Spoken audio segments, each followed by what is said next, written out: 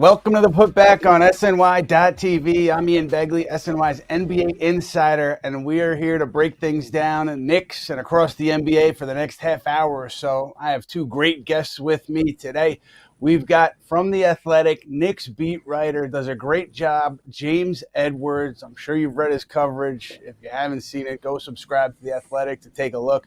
And we have Andrew Salop, 10-year pro, host of the Combos Court show, Combos Court podcast. You can find that on social media. That's always a fun one for me to take a look at. And as always, we're going to get started here with the baseline. Knicks, Cavs. Last night, the score was very lopsided, and you might look at the score and say, hey, this is another instance of the Knicks getting their doors blown off by a top team in the East.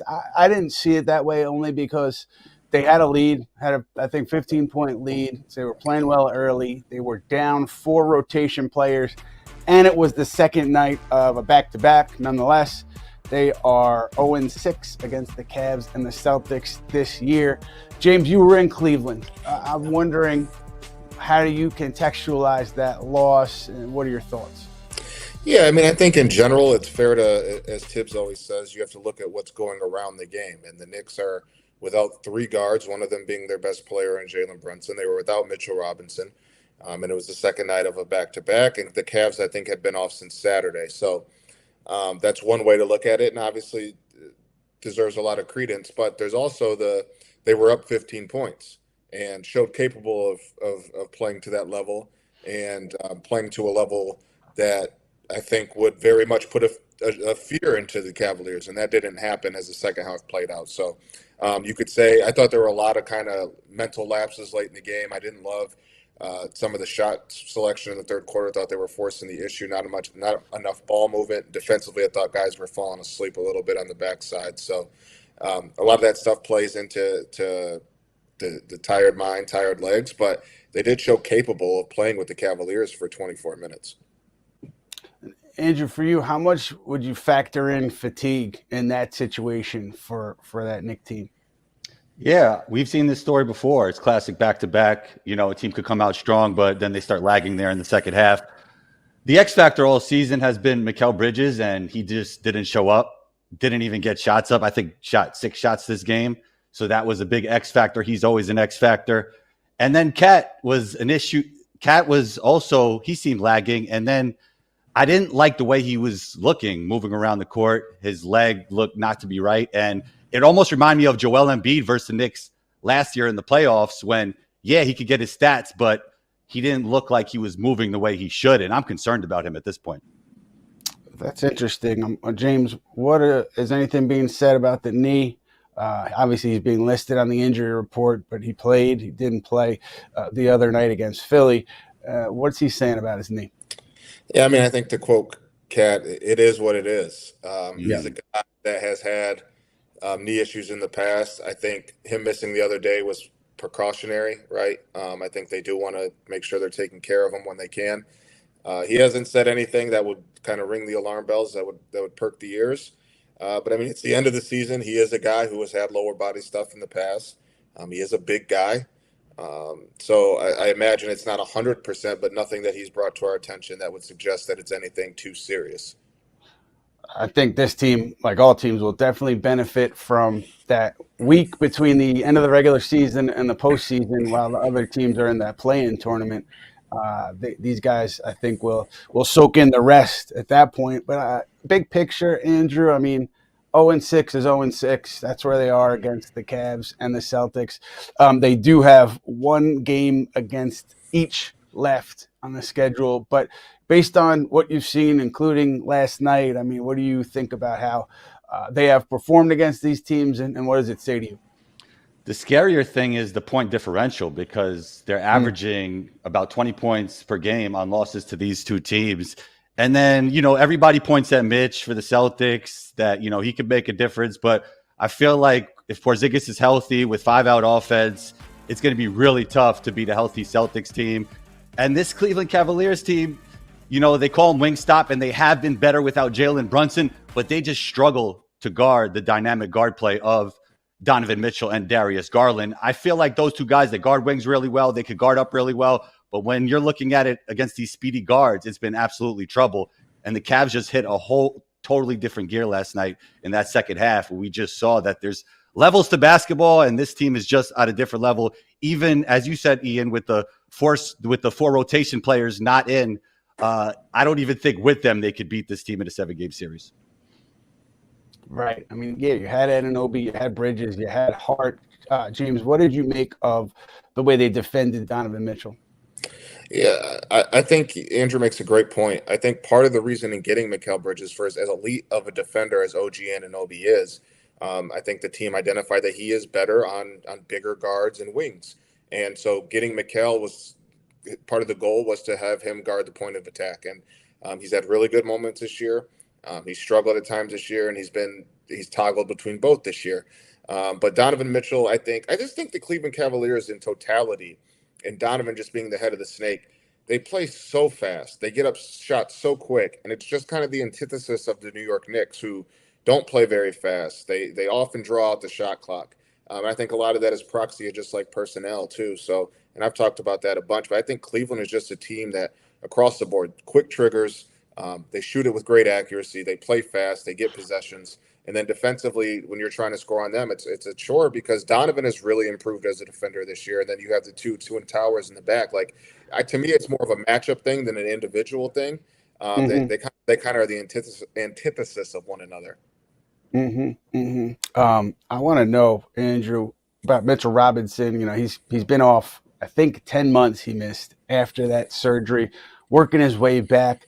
Just as a player at that level, like when you're off for 10 months and you're rehabbing, what is it like shaking off the rust from that amount of time away? Yeah, I know. I've had 2 knee surgeries, so I'm actually really impressed about the way that Mitch is moving and Mitch is playing at this point. I don't think he should play back-to-backs. And I think that, you know, he makes this team a lot better, as I said, but all season, like, they've been talking about Mitchell Robinson like it's Patrick Ewing coming back or something. And I don't know if he makes that much of an impact against these teams like the Celtics and the Cleveland Cavaliers. But I do have to give him his credit because coming off a knee surgery, it's not easy. And I think he's been great so far for the kind of surgeries he's dealt with throughout the course of his career. Yeah, that was a major one. It was the foot ankle, but the point remains, it was a big one. Yeah. And he's talked about, he was joking around the other night. We were asking him, you know, what do you need to see to let yourself know that you're in good shape conditioning wise? He's like, I need to play more than 7 minutes straight. So he's got some work to do to get to where he was pre-injury in terms of his conditioning. I think you're seeing the timing come. But the thing to me, James, when I think about his minutes and the back-to-back stuff, like, how many minutes are they going to need from Mitchell Robinson? 20, 25 minutes? I mean, you sub for Cat and then maybe have some minutes with Cat. I don't see them needing more than that amount of time from him. I mean, do you see it differently? No, I agree with you. And I also think that if there's any concern about Mitch not being able to play back-to-backs, it's like, well, it's the end of the season. I think they have one back-to-back left? Is it this Atlanta Phoenix? And maybe one more after that, but I think this. Yeah, 2, I think. Oh, is it 2? Okay, so playoffs, there's a day off between games, 2 days off between games. I don't think it's that big of a concern, and I don't think we're going to see like Mitch sitting out in game 2 or 3 because they don't think he can play 2 playoff games in a row. Like, there's going to be gaps, there's going to be breaks, but I agree with you. I think they can get to 2024. I think ultimately, like, I know defensively they are better with Mitch, but they're going to have their best 5 players on the floor when it matters.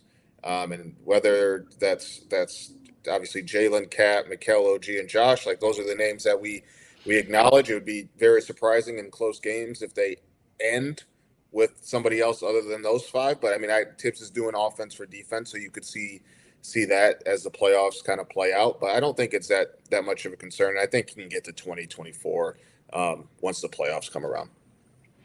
And Andrew, you mentioned OG and Mikal Bridges and how those guys have performed with Jalen Brunson out. I mean, the numbers have been fantastic. They've helped the Knicks, tread water even better than that with Jalen Brunson out. And they've really, I think, taken on that burden on offense and also defending.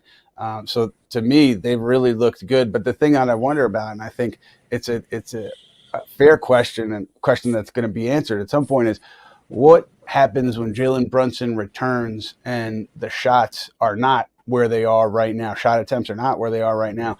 Can they still be as effective? Can they make shots at that clip? What's the adjustment like when you have a player coming off an injury who is a significant part of your offense? How is that adjustment? How tough is that adjustment? I think it makes it even tougher because from the beginning of the season, Tibbs didn't prioritize on-ball reps for Mikal Bridges. And I think that made it tough for him to play with Brunson at times, even though obviously they have great chemistry. We got the Nova Knicks thing coming on. Mikal never felt like he was comfortable until this stretch. I mean, he's had some great games over the course of the season, but this stretch he was the most comfortable outside of last night. And it's going to be interesting to see how Tibbs adjusts when Brunson gets back. So I've liked what I've saw from Mikal so far in Brunson's hiatus, besides last night, of course. But I think a lot of this falls on Tibbs and how we'll implement Brunson back into the lineup, because we all know that Brunson's going to be the guy with the basketball, and it's going to be interesting to see how Mikal adjusts. Yeah, you bring up a great point about the second unit. Bridges was that guy for, I think, the early portion of the season, maybe, in the second unit, and then Tom kind of went to Cap for a little bit for a stretch, but it wasn't like a consistent thing with Mikal with those the bench guys. And I think I agree with you. I wonder what that would have looked like and how that might have changed, the entire dynamic of the group offensively if Bridges did have those on-ball reps. James, I'm wondering, how do you think about the adjustment here that's going to be made, or needs to be made, once Jalen Brunson returns? Yeah, I look at OG Anunoby the most, who has just been sensational for about a month here. And I think the biggest thing that people aren't really acknowledging is, yes, OG is being more aggressive. Yes, he's added some tools to his bag in terms of the Euro gathers and getting to the free throw line, which we know Tibbs loves. Defensively, they've been so good and forcing turnovers. He's getting out in transition, still shooting the three ball well. But the big thing to me is the geometry in which he's now playing on the floor. Like, he's in different places with Brunson out than he normally is with Brunson there. And I think that is part of the reason why he's able to take advantage of this, coming from the wing and being able to dribble drive and coming off the DHOs down the pipe. Like, a lot of the stuff we're seeing OG do, he can still do, like get to the rim aggressively, continue with the gathers, continue to shoot well, right? But getting the opportunity helps, but also where he's been at on the court. And I actually think I would like to see him run that second unit, just because I think he's such a tear. Let him have the ball in his hands a little bit more. I'm not saying initiate the offense, but be able to kind of be in these spaces and places where he's been without Brunson to help kind of unlock him. Because I think with the way he defends and the way he's getting to the hole, I mean, I think the case could be made he's maybe been the second best player on the team this year when you're talking about both sides of the floor. Yeah, I think without a doubt he is that. And I'm wondering, Andrew, because to me, this is where the human element comes in. And this is where, everybody talks about sacrifice and playing for the greater good and doing whatever it takes to win. But this is where it comes into play, actually, I think, because if you're Mikal Bridges, if you're OG Anunoby, I think obviously you like having the ball. You like the way you're playing offensively recently, and then there's going to be an adjustment. I don't know how big the adjustment is going to be, but to me, it's, can you maintain that edge, maintain the full buy-in, knowing your shots are going to go down a little bit, knowing you're not going to have the ball in your hands as much. And so, we talk a lot about sacrifice. Athletes talk a lot about sacrifice, but this to me is where the rubber hits the road, so to speak, and where you're really going to be able to see if that buy-in is there. And it's, in fairness to those two guys, it's Jalen Brunson as well, who's got to buy in, and I feel like he is fully bought into whatever they want to do.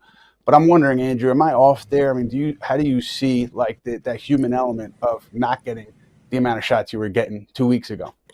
Yeah, I think a lot of this falls on Tibbs, as I said, and Jalen Brunson to make sure that he makes OG and Mikal comfortable and maybe shift the offense slightly and let Mikal get some on-ball reps and OG get some more on-ball reps. He also needs to do that because we know in the playoffs, they're going to have two liabilities on defense because the Knicks, the best version of themselves, are Cat and Jalen Brunson on the floor. So you want OG and Mikal to be comfortable so they're comfortable on both sides of the floor and they have more energy on the defensive side. So it's going to be really interesting to see how Tibbs adjusts. I honestly think Tibbs is on the hot seat, but if he could figure out if he could figure this all out, I think he could save himself a little bit here. Yeah, he's in the beginning of that extension. But you're always a couple losses, a bad playoff series away from being on that hot seat. So Yeah. it sounds a little far-fetched, but Andrew, you know the sport, you know the industry, and you know how quickly things can turn. James, for you, like, what do you think about that idea that, guys actually have to, be mentally prepared to have fewer shots and be okay with that and kind of be for the greater good? And I see that as a challenge with some players. I'm not saying specifically with Bridges or Anunoby, but generally, it's not the easiest thing to do. Oh, I agree. I think one, just the big part is how does it impact your defense, right? Like, not only do missing shots can they impact how locked in you are in defense, but not getting shots can impact how locked in you are in defense. And I think there's been times this year while OG is one of the best defenders in basketball and Mikal is a really good defender. Like, I don't think they've had stretches where they've been great all year defensively, right? Like, and there's been times where those correlate with kind of lower shots. And not to say that that is a subconscious thing on their part, but I think that's just a natural human element. I think that the way that they're going to have to play is they're going to have to balance things. I think Jalen is going to have to continue to kind of build on what has been built while he's been gone. But I also think it's important to remember, like, the best version of this team is Jalen Brunson with the basketball and him making the right reads. I think, kind of like Andrew said, sprinkle in some stuff for OG, sprinkle in some stuff for Mikal.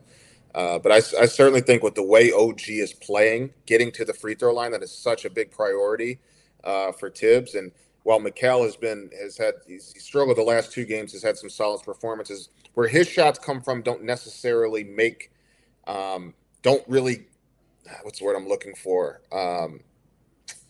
Like, they don't have to change much to get him Yeah, those looks. I think for him, like, he's getting to his spots. He's getting to the same spots he gets to with or without Brunson. There's just more of them.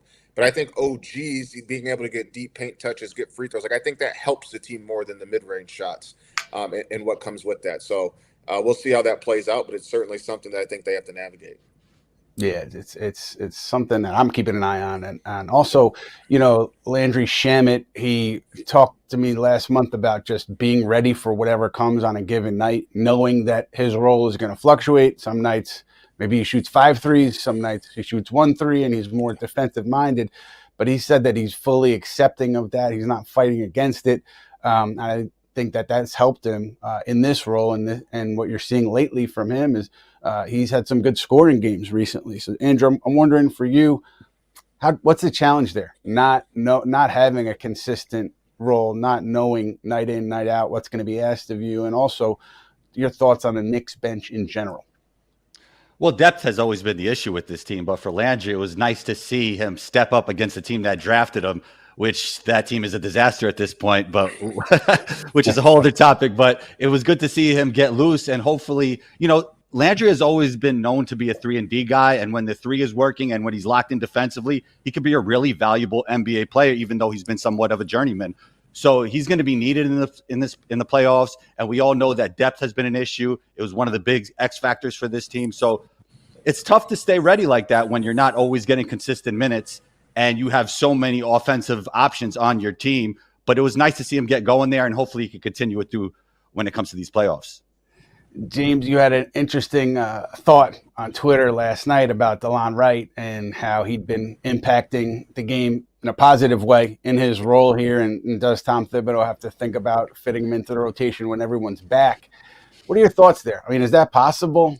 Anything's possible, obviously. But if everyone's healthy, is it possible to make that switch with one of the guards coming off the bench? And you think Thibodeau is thinking about that? So I asked Tom last night after the game with the way DeLon is playing and him being not necessarily having the most gaudy numbers, but being, I feel like, a steady hand. He's getting deep paint touches nearly every time he drives to the rim.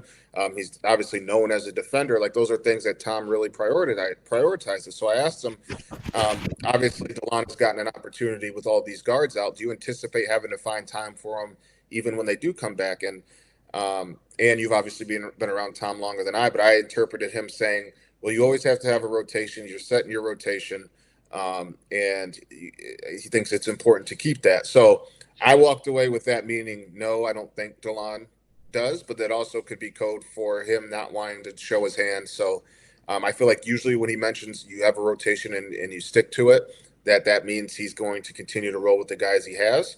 But he did not give an answer either way. Mm-hmm. And obviously, I think Campaign has had a really good season. He's a guy that can score in bunches. But I wonder, come playoff time, with what DeLon has shown, just being a steady hand, getting guys involved, and again, deep paint touches is so huge for Tibbs and the way he defends. I wondered if he would prioritize that a little bit. And not to say Cam hasn't been good defensively. I think he really does compete on that end. But is he making shots? Is he not making shots? So I'm very curious to see what Tom does, but I didn't get the sense that he was going to shake things up when those guys get back, but you never know. Mm-hmm. Mm-hmm. Could be maybe a mid-series adjustment that you see. Yeah, exactly. Yeah, because like you, I'd be surprised if he shook things up game one of the postseason in terms of the rotation, but it's something you can go to if needed over the course of a series. Guys, let's get right now to the rumor mill. The mill is churning, as it always is. ESPN reporting with the Kevin Durant situation that there was mutual interest at the trade deadline between Durant and the Knicks. And listen, I'm sure the Knicks had a degree of interest on getting Kevin Durant. Would they be all in on making the necessary trade to go out and get him and then extend him? It depends on what happens in the postseason, to me, with this team in particular, because they're built to win. If you flame out in the postseason, there's going to be changes, or at least serious conversations about changes. And to me, that starts with, the roster, and you're looking all over the league. I mean, Giannis Antetokounmpo, if he were to become available, I'm sure the Knicks, if they flame out in the postseason, would be aggressive there. Durant, too. It just depends on what happens in the playoffs. I think if this team shows you enough in the second round and gives you reason to believe going into next year, the Knicks are not in those conversations. But certainly things go sideways, I think they will be there. But on Durant specifically, I mean, I know Dallas was very aggressive right before the trade deadline, and I know Miami was hoping to get something done with the Jimmy Butler deal, getting Durant back. So I would assume that those teams had some knowledge about Durant's desire to be there long term, and they were willing to pull the trigger. So I think teams like that are also ones to watch. Andrew, that would be a huge shakeup, right? Trading for Kevin Durant, you got to send out obviously a lot of salary. So you're looking at Anunoby, Bridges, or Karl Anthony Towns, one of those three. I mean, your thoughts on the way this team is going right now, having a huge shakeup move like that with the group. So when Kevin Durant went to the Suns, I didn't like it because of the redundancy and skill set of their top three players: Devin Booker, Bradley Beal, and Kevin Durant. I do have to say, I like the star fit with Brunson, with Cat, and with Kevin Durant. So if you could make a trade for a top 10 player, I would do it. I know depth has always been an issue, but if you could bring Kevin Durant in, and I know he said at one point it wasn't cool to play in New York anymore, but the Knicks fans, they have to forgive him. They have to let that go. If you could bring in Kevin Durant and keep your top two guys, I would do it. Yeah, James. I mean, what are your thoughts on the idea that if things go sideways, that's where you try to go? Yeah, so I had heard that there was somewhat serious discussions about Kevin Durant about the trade deadline between the two teams, more so than in terms of seriousness than some of the other guys I think they called around about. What I don't necessarily know if I didn't hear this in terms of mutual interest. I think the Knicks would very much be interested, but I think people forget when Kevin Durant was a free agent that I think ESPN reported that the Knicks weren't interested in offering Kevin Durant a max salary because of his Achilles, and it sounds like something that obviously came from that side of things. So I can't imagine that things are necessarily sitting well with Kevin Durant in New York, but maybe that is the case. Maybe things have changed. Maybe conversations happen. But I go back to this. I think I get a sense that the Knicks are big fish hunting. And I think that is why them missing out last year, I think, is how we got to Mikal and Cat. Do I think that it's possible for them, if a big name comes available, that they package two guys together to go get one? I do think that is possible. Do I think that is wise? I do not, because this team's biggest issues are depth and defense. And Yes, I think if adding, you can add Giannis, like great. Giannis is a great defender, but like you're going to have to trade 2 or 3 good players to get him, and you're going to have to match salaries because you're over the apron. Are you going to be able to build out the depth? I keep going back to this team rushing when I don't think it needed to, using all of its assets to get McHale and then the rest to get Cat. Nothing against those players at all. Like they are very good players. But I almost think if their goal is to build the best team possible, they have to kind of ride this out and hope that they can hit on some bench pieces. Because trading 2 of them to get a big name, I don't know if that really solves anything. But if they just want a big fish hunt and bring a big name to the city, that would not surprise me. Yeah, I agree with you, James. I do think that if that big fish is out there, they will have interest. Again, depending on what happens in the postseason, that's going to factor in for so many teams in terms of what they do in the offseason. I think if this group shows you enough to where you're confident going into next year, the Knicks would not be aggressive in the big fish hunting conversations in the offseason. But if it goes sideways, yeah, I would expect the Knicks to be aggressive in those kinds of conversations. Another name that's kind of popped up, Andrew, is Ja Morant. Ja, from what I had gathered, was not in love with that Memphis egalitarian offense that kind of de-emphasized the pick and roll. And I think it was built by some of those assistants that were let go. And I think that's where some of the rumors around Morant started to surface. It started with that, the idea that he wasn't in love with that offense. Now they're going back to the pick and roll more with their new head coach. And I'm just wondering, based on what you've seen from Memphis, does that look like a totally different offense to you, or do you see some redundancy with that past offense? And I'm asking just because of the Morant situation. Yeah, I actually thought Morant was on the trade block at one point because of the way they were featuring him. You saw a lot of him in the corner. He didn't have the basketball as much. He wasn't involved in the offense. And then all of a sudden, they surprisingly fire the coach. I was so surprised by that. That was a crazy time to fire the coach.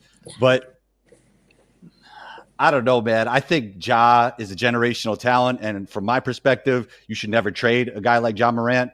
And I think I have seen a little bit of difference. I know their coach has a European style of play, which is more ball movement, more player movement. And I'm not sure if that fits well with what Ja Morant does.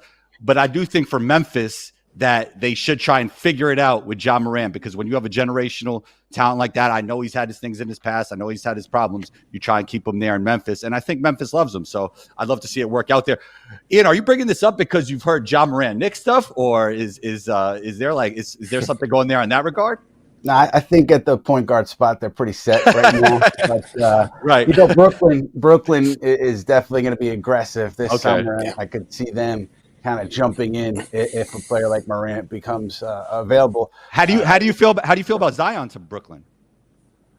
Look, man, the idea is, can he stay healthy? That's the question we've been asking forever with Zion. And if you think you're a team and you think, hey, we have the personnel here, we have the framework to keep him healthy and get the best version of Zion, go for it. I don't, that's such an unanswerable question though to me. So I would be a little hesitant in putting together a significant package for Zion. But yeah, I mean, he was playing fantastic. But the health is always a concern there.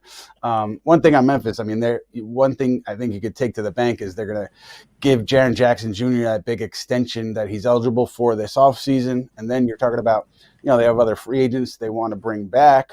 How much can you then spend on this team in terms of the tax and the first apron, second apron? So like every other team, I think they're going to face some financial restrictions or maybe questions that they're going to have, hard questions they're going to have to answer with these guys and with this group. Anyway, we now are going to get off the rumor mill. We're going to go to what we learned.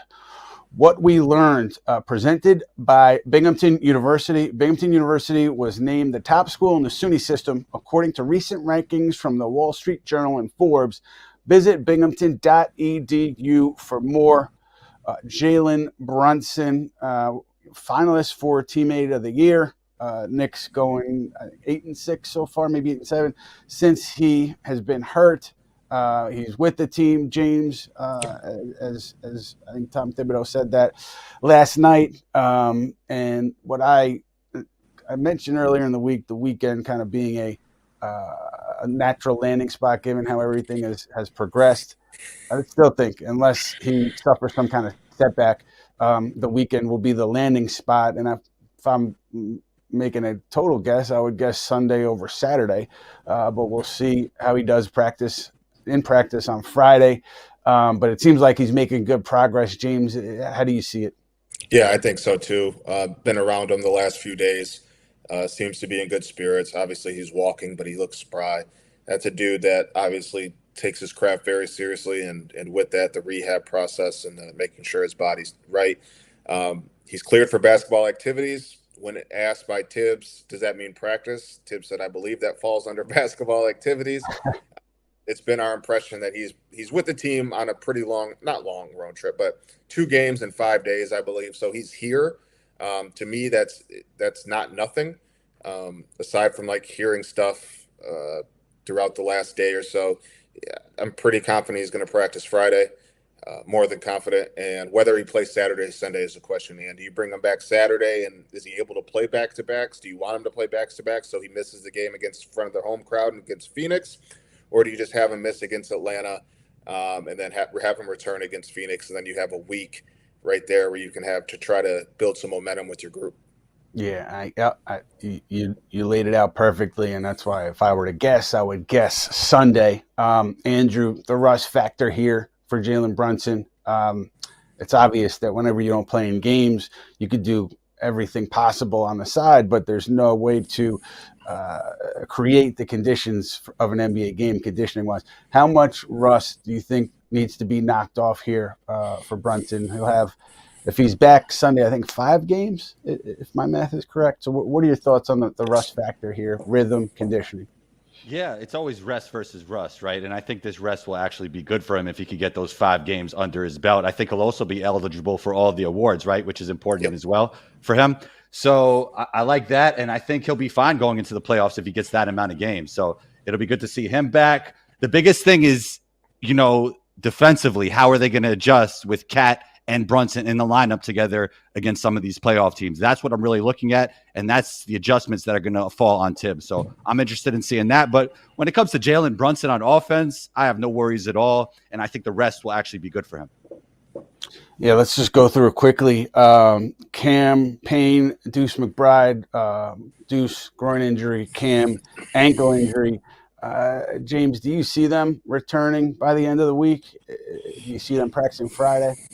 Yeah, that's a great question. Tibbs told us that they're both very close. Cam actually went through his pregame routine yesterday in Cleveland, so that's a telling sign.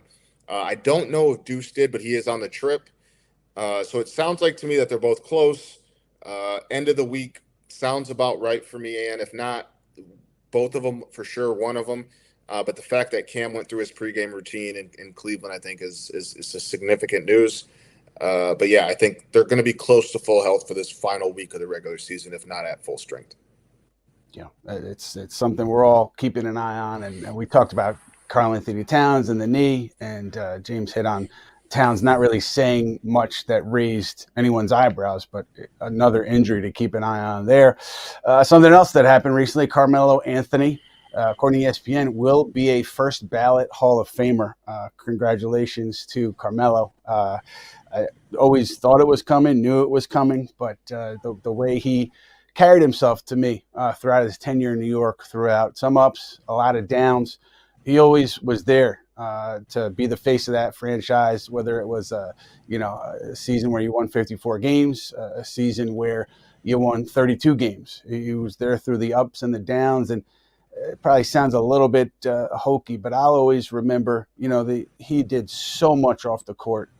It seemed like 5 times a year I was going to cover a charity event where he was putting major money and major resources behind whatever the event might have been. I mean, I always remember Hurricane Sandy. Obviously, the city got hit hard. I think the next 2 days later, Carmelo Anthony was down in housing projects in Red Hook with his brother Justice, and they had a big food truck, and they were handing out meals to people in need. And so he always made that a priority for him. And we all know, the scorer he is, and one of the best scorers of his generation. So well deserved for Carmelo Anthony. We're going to hit now on the talkback. So that means we bring in my friend and yours, Matthew Spendley, the Big Spend, and he is going to relay some questions from you guys to us. Matt, how are you? What's up, guys? How we doing?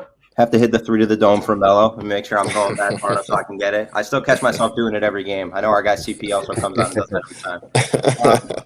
James, our guy, the Cooler, is asking, since we know you covered the Pistons for 7 years, and they are currently in the 5th seed. Obviously, Cade's been out for a little bit. I know he was doubtful last night and didn't play against the Thunder, but Detroit tanked to ensure a 3-6 matchup with the Knicks. So just a little curious, based on obviously your experience with both teams. I know Detroit has been a significantly different team this year than they were last year. How you would see that playoff matchup potentially playing out if that was to be the case? I think the Pistons would make the New York Knicks sweat in a series. I think the Knicks win the series because of experience, and I don't think the Pistons, if the Pistons get blown out in any game, it's game 1 in the Garden for that Pistons team having that first experience playing 1 playoff basketball and 2 in that environment. I think they would come back nicely in game 2. I'm not saying that they would win, but I think they would be able to shake off kind of the initial shock of it all. This Detroit Pistons team is a team that defends at one of the highest levels in basketball. I believe they're second in the NBA in defense since the All-Star break. They have one of the best two of the best defenders in basketball, if we're being honest, in Asar Thompson and Isaiah Stewart. Isaiah is one of the best rim protectors. I think it's safe to say he's the best rim protector in basketball. Cade is a top 5 player to me in the NBA this season. I think he should finish as a top 5 MVP candidate. They play hard. They play fast.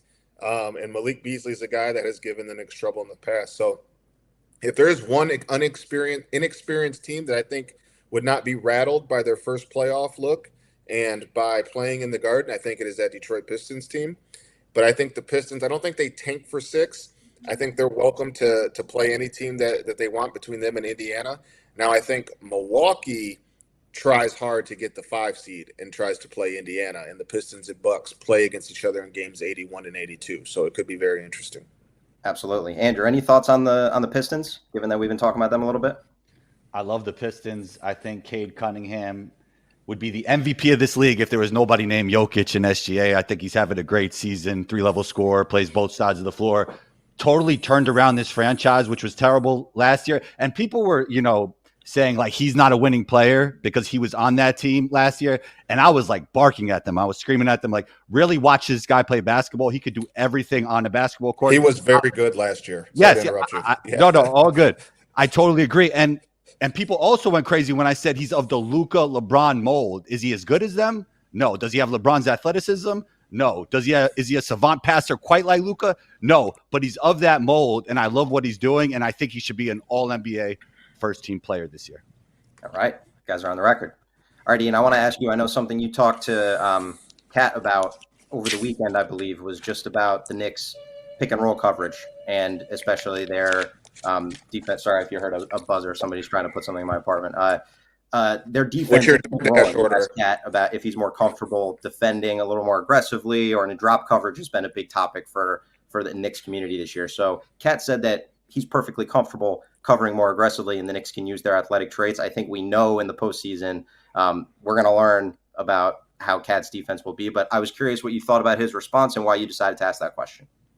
Yeah, I wanted to ask because there was a lot of talk about turning the ball over, Knicks being generally more aggressive defensively of late, and we were asking about that, I think, that particular night and the days preceding it. So I know the Knicks had kind of played both, right? They've played and dropped. They've played with Cat back.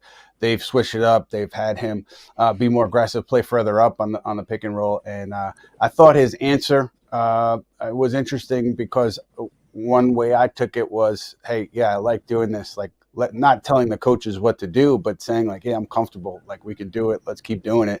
And, you know, with the playoffs, such a chess match, and Tom Thibodeau, you know, has his guys prepared like a playoff game for every regular season game. So it only ramps up in the postseason. But I am curious to see how often they go drop coverage on pick and rolls, or how often they ask their big man to get further up and to maybe have active hands and disrupt some things. It's going to be an interesting chess match, and that's why I wanted to ask Carl that question.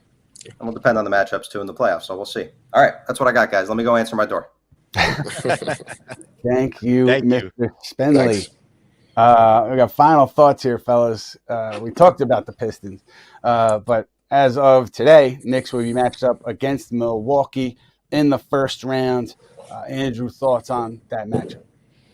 They should win this one, and I think everybody's in big trouble if they don't with no Dame, right? Like, this is a series that they should win, and it'll be interesting to see because, yes, the Bucks have the best player on the court, but, you know, the Knicks offense has been elite at times this season. They have great defensive pieces when you look at Wingstop. So I think that they're just a better all-around team, even though the Bucks have the best player. But with no Dame for the Bucks, I'm totally expecting the Knicks to win that series if it happens. James, what about you? Yeah, I think the Knicks, if they're hoping and wishing, that's who they face. Because not only do I think that they handle the Bucks, and out of respect for Giannis, I do think the Bucks would win a game. But the way that Boston and Cleveland have handled the Knicks is the same way the Knicks have handled Milwaukee. It has not really been close. New York has really dominated teams with lumbering centers. They have the bodies to throw at Giannis. But why I think it's important is I do think the Knicks could win that series in 5. And I think it is important to try to get some rest before you play Boston. I do not think you want to go into a grinded out 6-7 game series against the Pistons and Pacers and then, oh, wait, here's Boston on the other end. Milwaukee gives you a little bit of time, I think. You'll get a couple days to rest and to get your mind right before just going into a big time series. Yeah, it's interesting. The 5 games, 6 games, it all matters in the playoffs with respect to rest. That'll do it for us. I'm gonna let these guys rest. Andrew Salop, Combos Court, the show, the podcast. You can find it all over his social media. He's at Combos Court on Twitter. James Edwards, reporter, Knicks beat writer for The Athletic, does fantastic work. If you're not subscribed there, reading them, make sure you go and do that. And we will be back with you here on the Putback next week on Wednesday, April 9th. We look forward to seeing you then, and thanks for being with us.